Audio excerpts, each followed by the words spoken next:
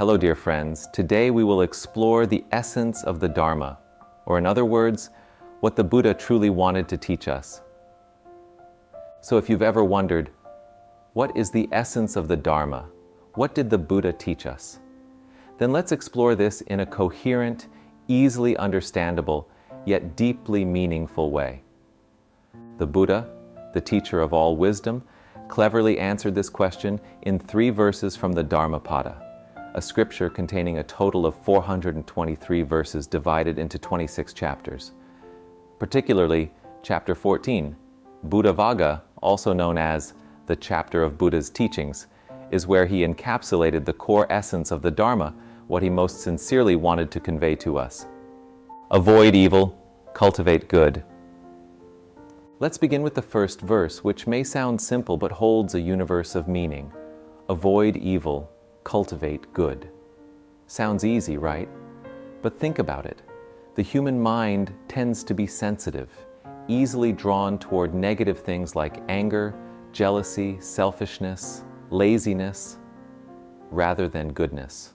Without anyone teaching us, these emotions just naturally arise, sneaking into our minds.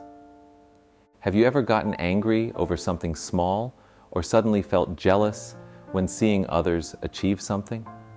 At such times, those negative feelings surge like a gust of wind, uninvited and sudden. The Buddha understood this well and reminded us that to avoid evil, we must consciously cultivate good. The mind cannot find peace simply by preventing negativity.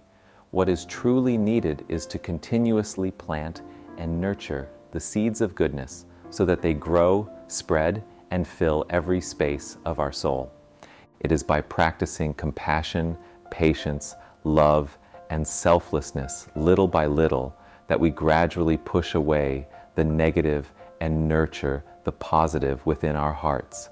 The Buddha explicitly taught that in order to avoid evil, we must actively cultivate goodness, make an effort to nurture compassion, patience, love, and selflessness.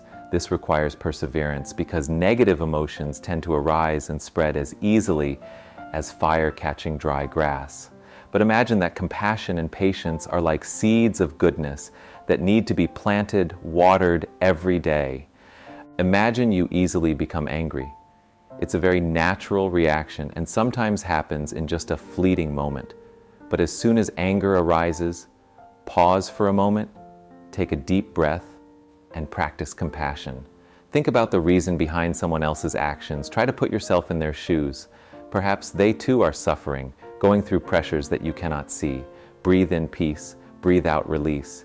Each time you do this, your compassion will grow a little, your understanding will deepen a little, and your rash reactions in anger will decrease a little. Gradually, you will find that the anger does not spark as easily. Instead, there is understanding, forgiveness, and your heart feels at ease. Over time, you will notice a small but lasting change in your heart. Instances of anger, jealousy, or sadness will decrease, making way for peace and lightness. From a simple action, but through repetition, the seed of goodness will gradually develop, growing strong into deep roots of love and compassion. Thus, goodness is not found in grand acts, but in the accumulation of small acts, each day a bit more. Just like building a house, every brick of compassion, every step of patience creates a firm foundation, helping us build a truly peaceful life. Purify the mind.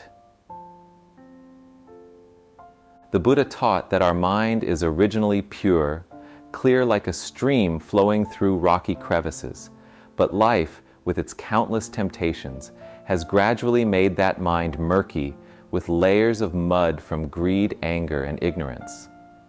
Imagine your soul as a mirror.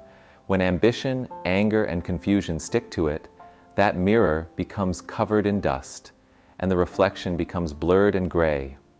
No one wants to look into a mirror and see a dull, smudged image, right? The Buddha pointed out that if we want to cleanse the soul, we must persistently nurture and cultivate good virtues. Each time you practice love, offer forgiveness, or retain a bit of patience, you are holding a small cloth, gently wiping away the dust covering your mind. These good actions, seemingly simple, are like drops of rain soaking into dry earth, silent but resilient, gradually purifying the stream of the mind. Imagine that each time you sow a good intention, the mirror of your mind shines a little brighter, reflecting a beautiful, gentle world. Good virtues are not only ways to cleanse the stains of greed, anger, and ignorance, but also ways to make the mirror of the soul more firm and strong. At that point, you will realize that you have created a tranquil space within yourself, a place where you can peacefully view life, no longer obscured by negative emotions, replaced by deep serenity and compassion. When the mind is purified, you will see the world through a more compassionate lens. Resentments and jealousy are no longer burdens weighing down on your shoulders. They vanish, giving back to you a joyful, light heart.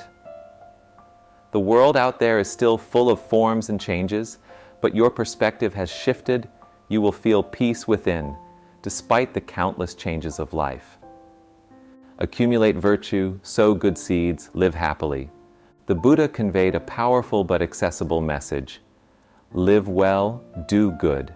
This is not just advice, but also a guiding principle for a peaceful and happy life.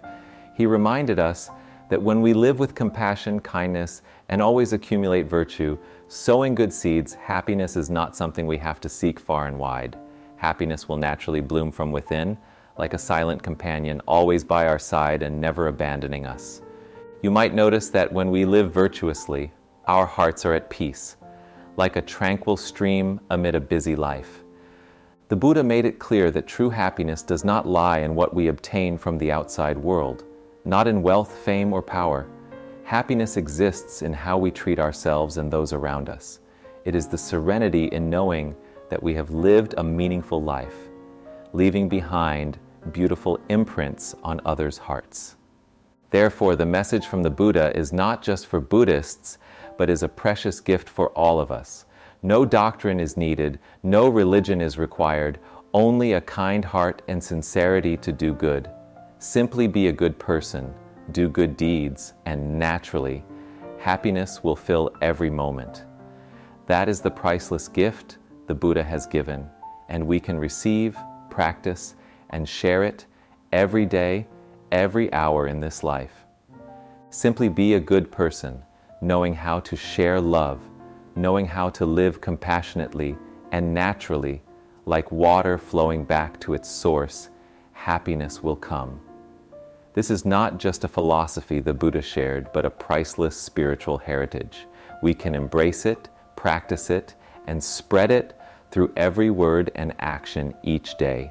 That is how the Buddha planted seeds of happiness in life, and we can continue to nurture that seed of happiness in our own lives and in the lives of others.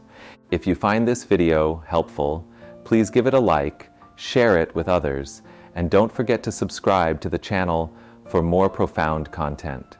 Spread wisdom by sharing this video with your loved ones. Thank you for watching.